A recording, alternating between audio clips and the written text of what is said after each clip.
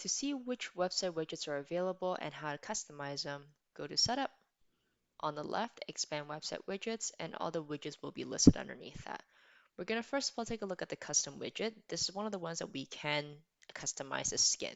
So by default, there's already going to be two in the system. If you want to create a new one, you can. For the most part, I would just go ahead and go into one of these, let's say for example, class and pricing. And once I come in, I can then edit this pre-existing skin. So you'll see on the very top that there are three columns here. First is structure, design, and then embedding the code. So structure here, you see things that we can customize such as columns, right? Maybe we want to include the book now button, or maybe we don't. Maybe we don't want clients to be able to book through the widget, maybe just for them to see the schedule. We can maybe take that out. We can display the capacity of the class if we want to. We can choose the default schedule views, right? Is it a calendar button, today button? Do we want to include those things? What's a default view such as list, week, or month view? Do we want to display cancel clauses?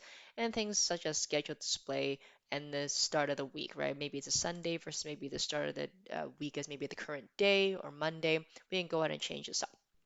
And underneath here, we have extra filters to maybe display the widget for all locations versus maybe specific locations. Maybe you want to create a different widget for each location, right? Maybe put it on different pages of the website, we can. And then underneath, we can dictate whether this widget will display both classes and events. And if not, we can go underneath, click on it, expand, and select which classes and events should be included in this widget. Staff included, days, and also class times. And underneath, as we make changes, we do have a live preview that'll update along with it so that we can see what changes are being made. So that's step one. If we go into step two, is a design, so we can change buttons, fonts, and colors. Take a look as I'm moving my cursor around. You'll see kind of a gray shaded area around the section that I have my cursor on. What that means is that it's probably an element that I can click on and edit. Let's say, for example, this book now button is with a background of green and it has white fonts. Maybe I want to change that to something else. Maybe I don't want it to be green. I want it to be blue. I can click on this book now button, and underneath, it's going to show me the live element preview that I'm looking at right now. So I'm only specifically just customizing the Book Now tab. So maybe I want to change the font, maybe the size, maybe the vertical and the horizontal of the book button. Maybe I can change the colors, right? Maybe I want it to be blue now.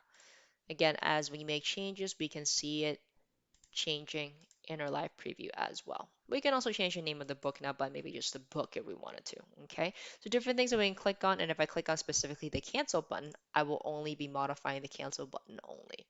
I do want you to keep in mind that as we change from list view to week view and month view, so as if I go back to structure number one and I change this, let's say to month view instead of the week view, and I go to step two now, it's going to look a little bit different for you to go ahead and edit the colors as well here.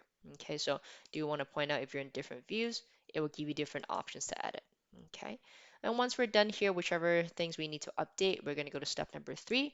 Now, before we even do anything else here, we want to make sure that we hit the save button first on the bottom right to make sure that anything that we've made changes to is saved, okay? Once we save it, then we can take a look at how we want to implement this. So we have two options here. One is to just take this entire widget code from top to bottom, simply right click and copy it, or control and C to copy it, and then our customers can paste it onto their website, whichever page they want this widget to be.